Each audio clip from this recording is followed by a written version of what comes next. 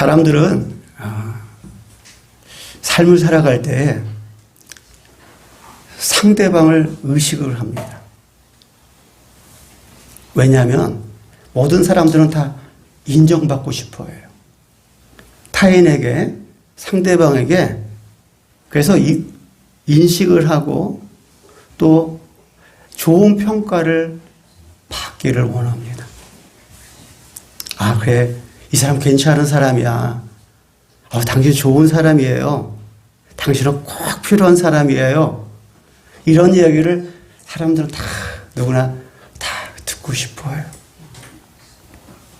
오늘 이 시간 여러분이 여러분 스스로에게 어떻게 나는 정말 괜찮은 사람인가? 그게 인정받는 사람인가? 라고 물어볼 때에 우리 성도님들을 자신에 대해서 어떻게 평가하시겠습니까? 사람들에게 인정받는 사람, 좋은 평가를 받는 사람들은 대부분 어떤 사람이냐? 관계를 잘 맺어요. 많은 사람들에게, 여러 사람들에게 관계를 참 잘 맺습니다. 그런데 그 관계를 잘 맺었는지 안 맺었는지를 볼 수 있는 것들이 여러 가지가 있는데 그 중에 하나가 장례가 아닌가 싶어요.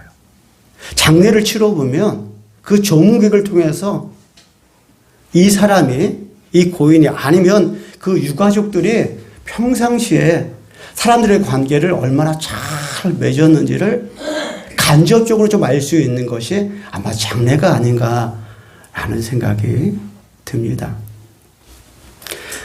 오늘 우리 부활절을 맞이해서 우리가 예수님의 부활을 감사하고 기뻐하는데 예수님의 부활 이전에 먼저 간접적으로 부활의 감격, 부활의 기쁨을 체험한 사람이 있어요. 그 사람은 나사로예요. 나사로는 예수님은 사흘 만에 부활했다면 이 나사로는 나흘 만에 살아났습니다. 그런데 성경을 보게 되면 그 나사로가 죽어서 장세를 치르고 있었을 때에 그 성경 속에서 많은 사람들이, 많은 유대인들이 그 장례식장에 찾아왔다라고 성경에 기록되어 있어요. 그것은 그 나사로와 그의 남매 마르다와 마리아가 평상시 때에 사람과의 관계를 얼마나 잘 맺었는지를 어느 정도 간접적으로 분명히 알 수 있는 말씀이 기록되어 있어요. 그 사람들이 그 나사로와 마르다와 마리아가 평상시에 그 사람들과 관계를 잘 맺으니까 그 장례식장에 많은 유대인들이 찾아와서 그 오라비 나사로가 죽음으로 인해서 슬퍼하고 있는 마리아에게 위로하는 거예요. 그런데요, 나사로와 마르다와 마리아는 사람들과의 관계만 잘 맺은 게 아니에요. 하나님과도 관계를 너무나 잘 맺었습니다. 왜냐하면 그 장례식에 예수님이 찾아오셨거든요.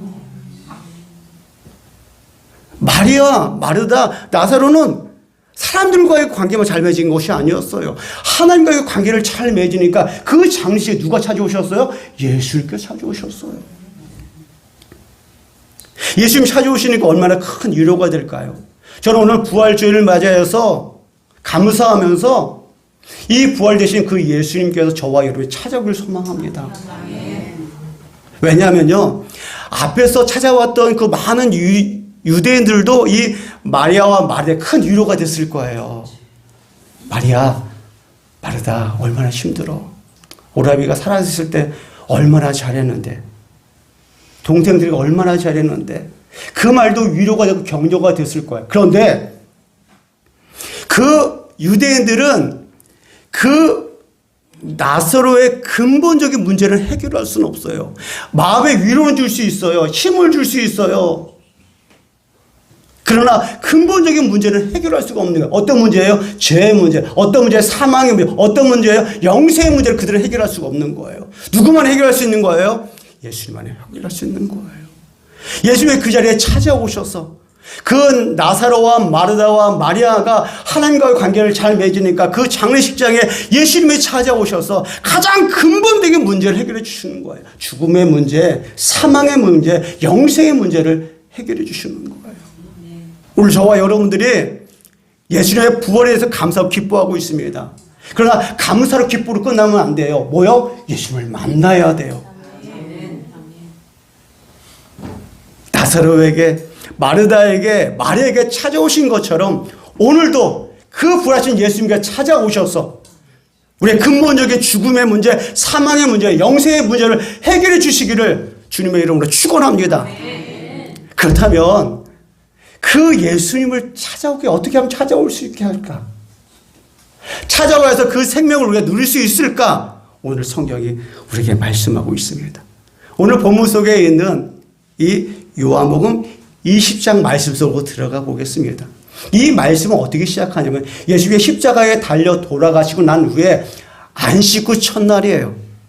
유대인들의 안식일은 토요일이 안식입니다. 안식 후 첫날 주일, 우리가 말하는 주일 이 새벽이죠. 새벽에 세 여인이 무덤을 향해 가는 거예요. 예수님이 묻혀있는 무덤을 갑니다. 누구요? 막달라 마리아, 야고보의 어머니 마리아, 또한 살로메가 갑니다.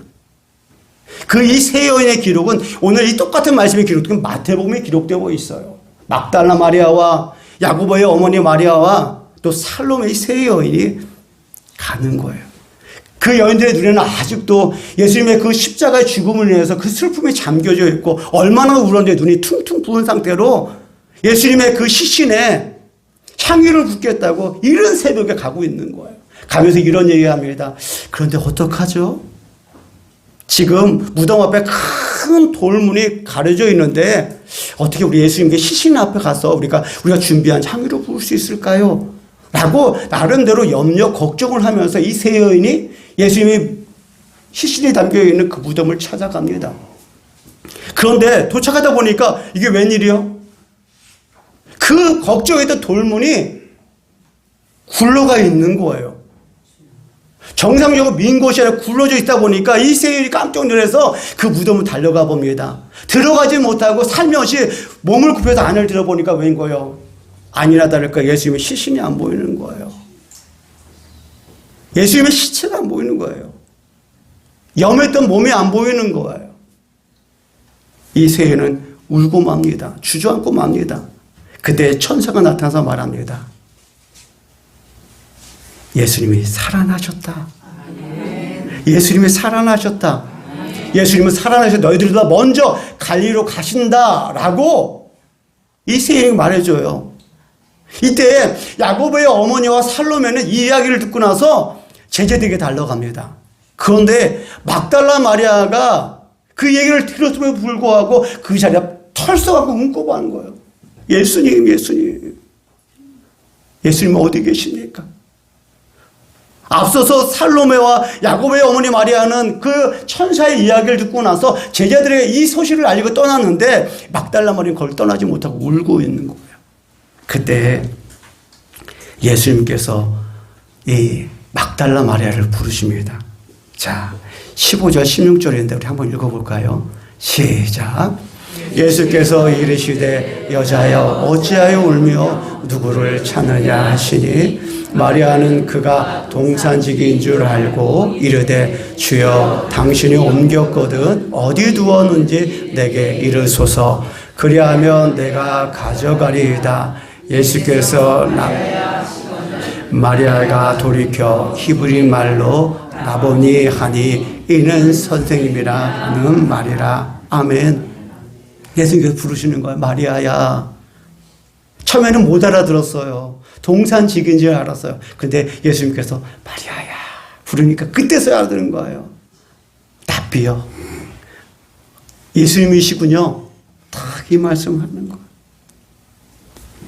이 말씀이 예수님께서 부활하신 후에 가장 첫 번째로 만난 여인이에요. 첫 번째로 만난 사람이에요. 첫 번째로 은혜를 입은 사람이에요. 아니요. 찾아오게 한 사람이에요. 이 막달라 마리아는 부활한 예수님을 가장 먼저 만난 사람. 아니, 찾아오게 한 사람이에요. 오늘 이 말씀을 통해서 이 마리아의 모습을 통해서 아니 예수님 가시던 발걸음을 멈추고 돌아오셨습니다. 왜 돌아오셨을까요? 예수님을 어떻게 해야 이렇게 찾아오겠을까요? 뭘까요? 사랑이야, 사랑. 지금 이 막달라 마리아가 지금 이 예수님한테 보여주는 뭐예요? 사랑을 보여주고 있는 거예요. 오늘도 마찬가지예요. 오늘 우리가 부활주일 우리 감사 기뻐하며 우리가 부활된 예수님을 만나야 됩니다. 예수님께 어떤 분을 찾아올까요? 어떤 성도를 찾아올까요? 어떤 사람을 찾아올까요? 예수님을 사랑하는 사람을 찾아오는 거예요. 성경을 읽어보면 예수님이 이게 말씀하십니다. 반가웠던 마리아가 너무나 반가워서 펄떡 일어서 예수의 옷자락을 만지려고 했어요. 그때는 예수께 만지지 말라. 아직 하나님께 올라가지 못했노라. 아직 예수님께서 아직 하나님을 만나야 되는 건데 아직 가지 못하고, 왜요? 지금 마리아가 지금 너무 슬피 우는 거예요.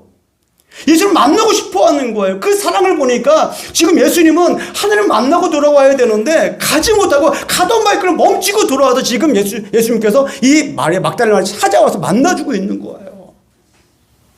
여기서 잠깐 왜 예수님께서 하나님을 만나러 가야 될까요? 이 의식은요, 성막과 성전 가운데 있는 거예요. 이스라엘 백성들은 1년에 한 번씩 대속죄일 날 모두 이스라엘들 모여가지고요, 제사를 통해서 하나님께 죄의 용서를 받는 날이 있습니다. 그때 그 제물을 받습니다. 제물을 양을 잡아가지고 어떻게 해요? 거기서 피를 하고 다 떠서 번제단에 태우고, 또 물두멍에서 그 제사장들이 씻고, 또한 그 피를 받아서 어디에요? 그 성소로 들어가고, 성소 다음에 뭐야? 휘장 너머에 있는 하나님의 그 시온소, 보좌가 있다는 그 안에 들어가서 뭐예요? 제사장이 피를 7번 뿌리고 나와야, 무사히 살아나와야 하나님께서 이 예배를, 이 제사를 받으시고 우리 죄가 사했다는 거예요. 지금 예수님께서 십자가에 당신의 몸에 어린 양이 다 찢기고 피를 흘리셔서 죄 없는 이 예수님께서 대제사장이 되셔서 당신의 피를 가지고 뭐요? 하나님께 올라가는 거야, 지금요. 가야 되는 거야, 지금요. 근데 가야 되는데 뭐야? 이 막달라 마리아가 슬피 우는 거예요, 슬피 우는 거예요. 슬피 우니까 가시던 발걸음 멈추고 예수님께서 찾아오셔. 나 지금 만지지 마라. 나 지금 하나님을 만나야 되는데 너가 너무 슬피 우니까, 나를 찾으니까 내가 왔다. 뭐예요?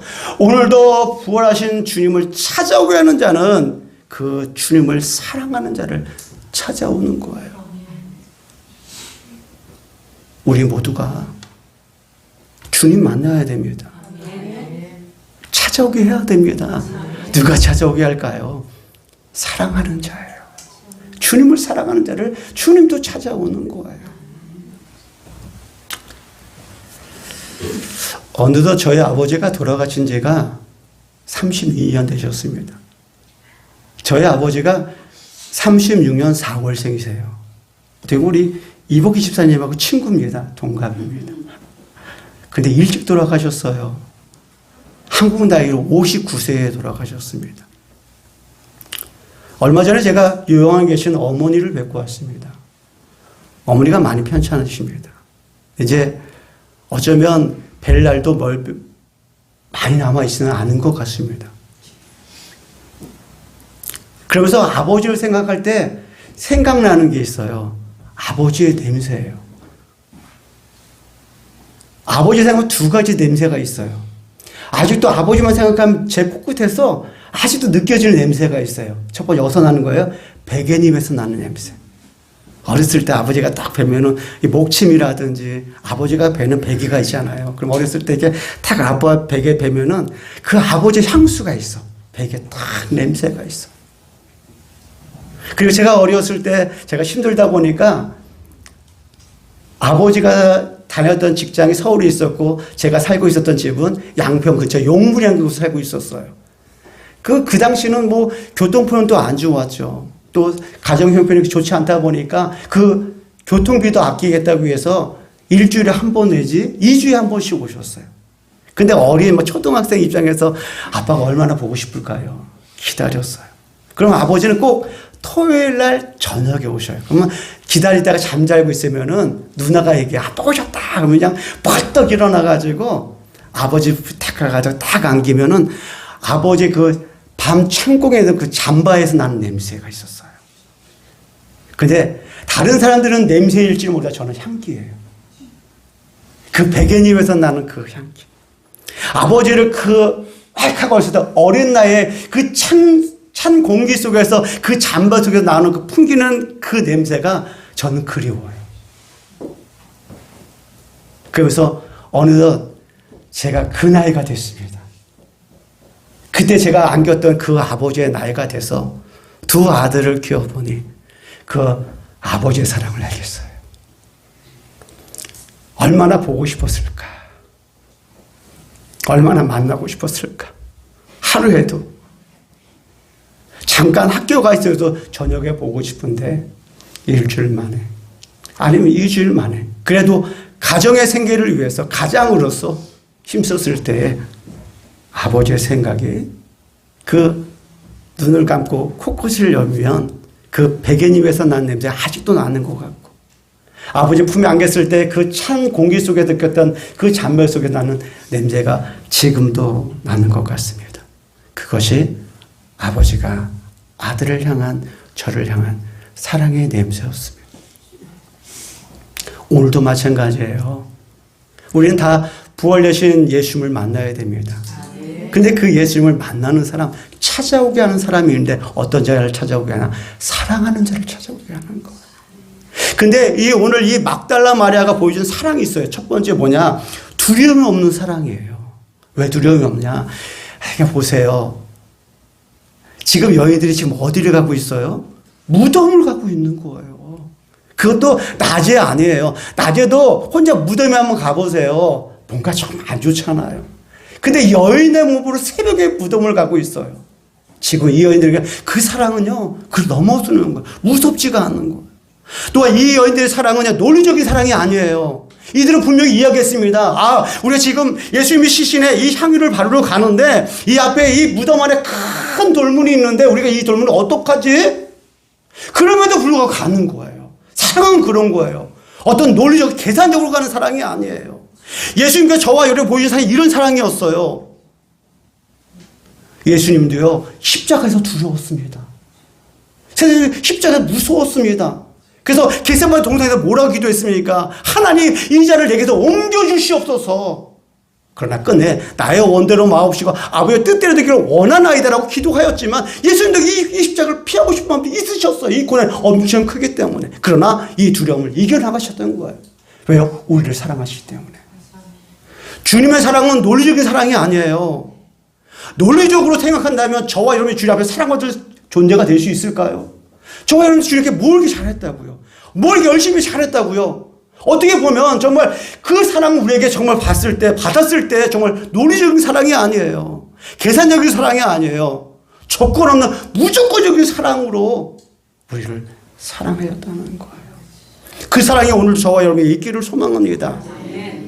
은혜 가운데 3월달 대신방이 어느덧 지난주 수요일날 마쳤습니다. 마지막 가정에 우리 송기태 성도님, 우리 조윤희 권사님 가정에서 드렸습니다. 그때 주셨던 말씀이 뭐냐면 하나님께서 이 가정을 택하셨다. 그러면서 진짜가 되라고 말씀하시더라고요. 우리 안에는요, 진짜가 있고요, 가짜와 같은 사람이 있는 거예요.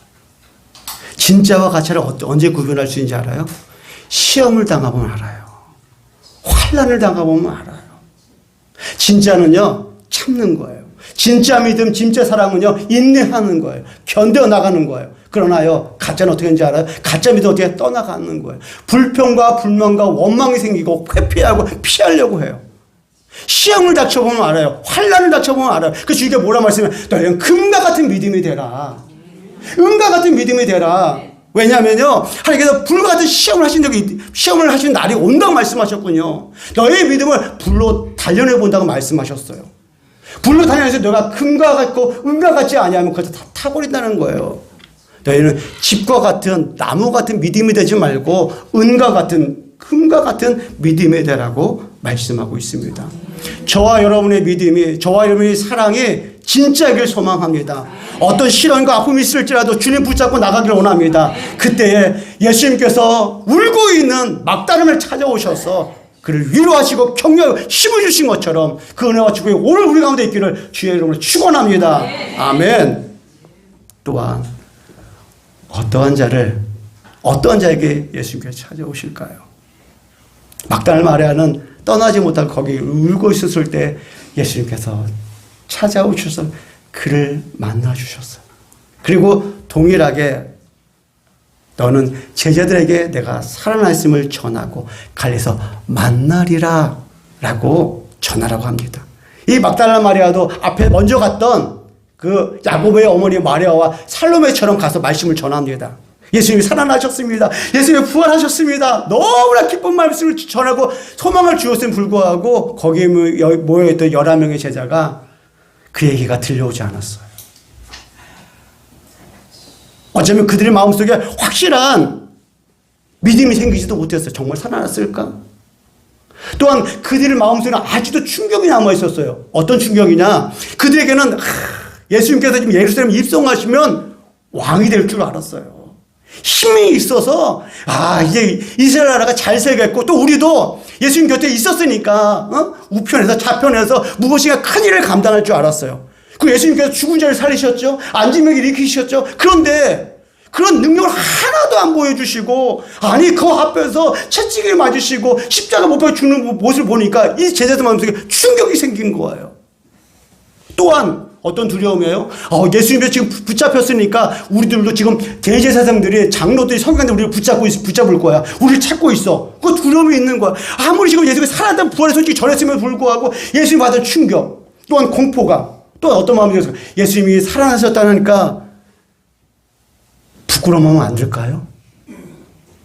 자괴감 안 들었을까요? 우리는 절대로 예수님 부인하지 않겠습니다. 예수님 떠나지 않겠습니다. 끝까지 예수님 따라가겠습니다. 했던 그 제자들이다. 심지어 그 시몬 베드로가 3번 부인했죠. 다른 10명이 다 도망갔고 가룟자는 팔아버렸습니다. 그러니 그 제자들에게 그 말씀이 들려오나요? 그때 예수님께서 그들에게 찾아와 만나 주십니다. 자, 오늘 본문 19장 읽어보겠습니다. 시작.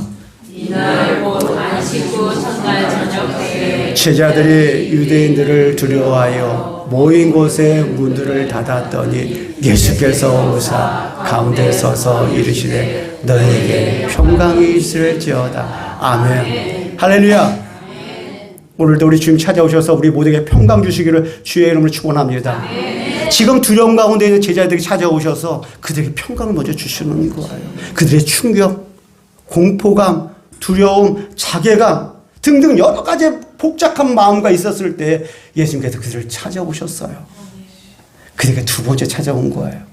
왜 찾아오셨을까요? 그들에게는 사명이 있었습니다. 제자들에게는 사도들에게는 사명이 있었습니다. 오늘도 예수님께서 누굴 찾아올까요? 사명자를 찾아오는 거예요. 사명자를 찾아와서 평강을 주시고 힘을 주시고 위로하시고 그와 함께하는 줄로 믿습니다. 오늘 이 본문과 이 본문을 더 자세히 할 수 있는 말씀이 오늘 이 요한복음 20장 이어서 21장이 등장하죠.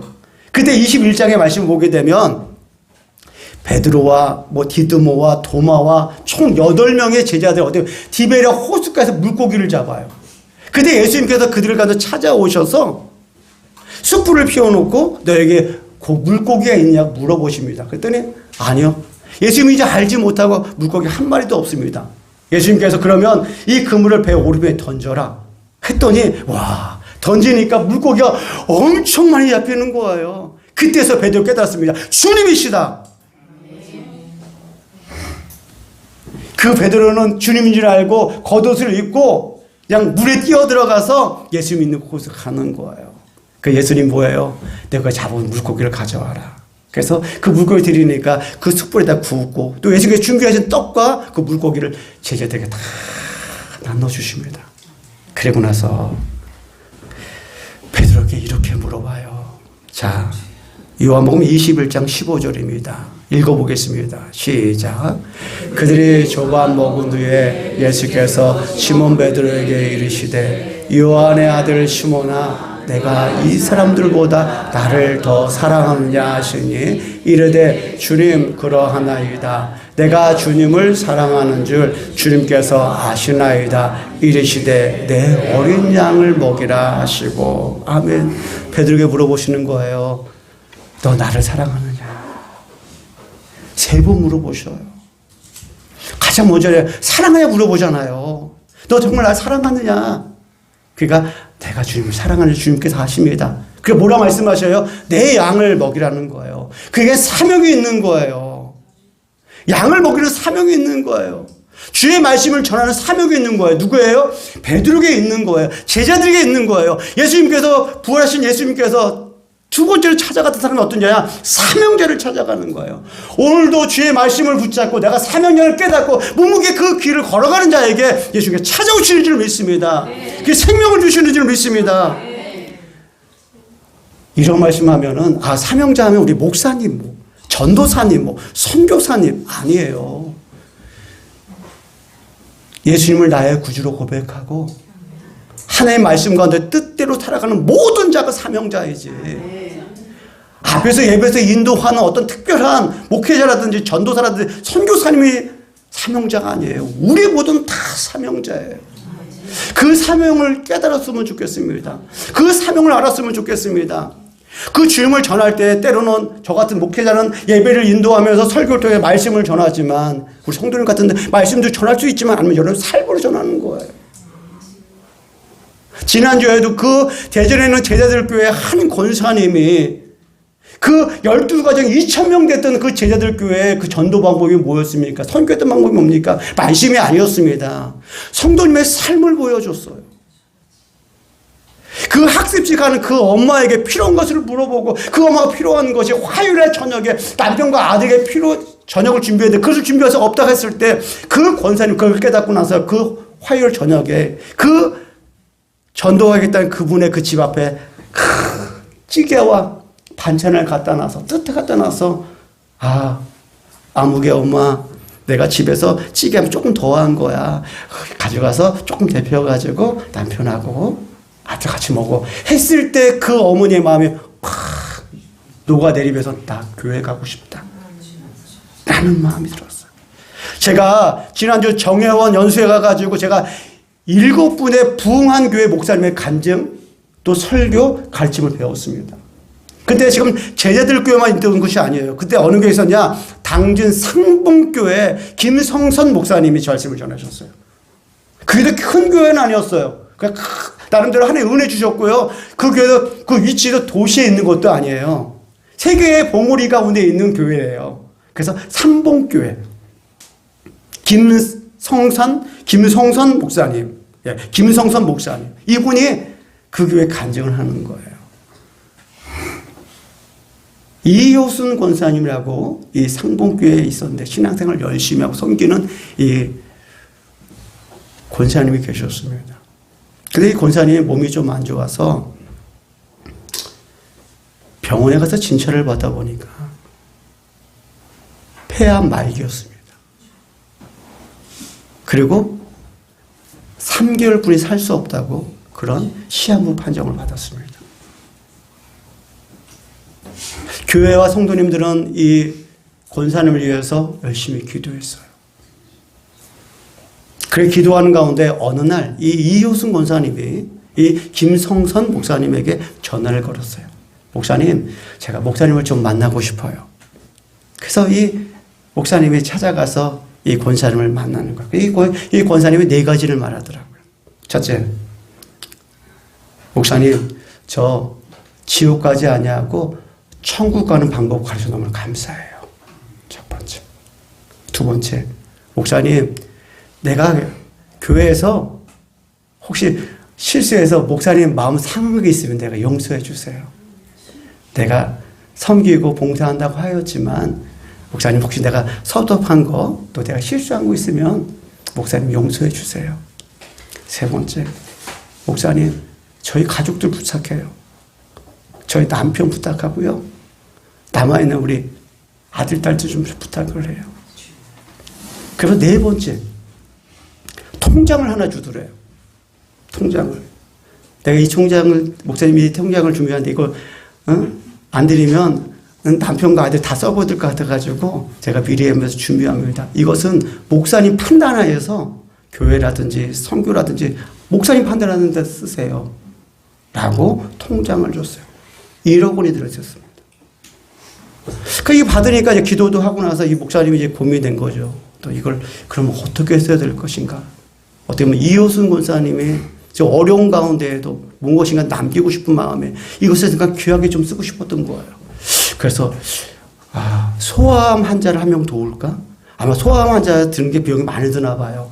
한 명 정도는 어느 정도 이렇게 도움을 줄 수 있는 1억이라도 한 명뿐이 도움을 줄 수 없는 건가 봐요. 그렇게 할까? 목사님 했던 얘기야. 두 번째. 아니면 중증 환자를 위한 시설을 교회에다 좀 만들어 볼까? 이 돈을 가지고서. 이것도 마음에 좀 뭔가 안 닿았던 거예요. 그래서 이 1억 원을 바로 쓰지 못하고 일단은 재정부 이제 다 알리면 안 되니까 어느 중직에만 딱 말려서 이렇게 헌금했으니까 교회에서 일단 관리를 하되 그 시엔 이 권사님이 나한테 말한 것이니까 그때 제가 필요하다고 하면 그 돈을 좀 주십시오. 제가 그때 쓰겠습니다. 하고 일단 교회 재정에다 맡겨놓고 이제 기도하다가 어떤 걸 했냐 보니까 그 지역의 당진 지역의 교회 128교회에다가 보니까 여기 AED라는 게 있더라고요. 응급 환자를 치료하는 기계가 있더라고요. 그래서 이게 한 100만 원 정도 된대, 한 기계가요. 그래서 128개 교회가 1억이라는 이 돈을 가지고서 그 128교회가 응급 환자를 위한 시설들을 다 세워줬다는 거예요. 그리고 이 기계를 통해서 여러 사람이 위급한 가운데 도움을 받았다라고 이 김성선 이 목사님이 이 이효순 권사님에 대해서 간증을 하시더라고요. 그러고 나서 이 권사님이 그래도 2년 6개월을 더 사시다가 목사님께서 그렇게 그 1억 원 대해서 128개의 그 모든 것을 하고 딱 보고 그리고 돌아가셨대요.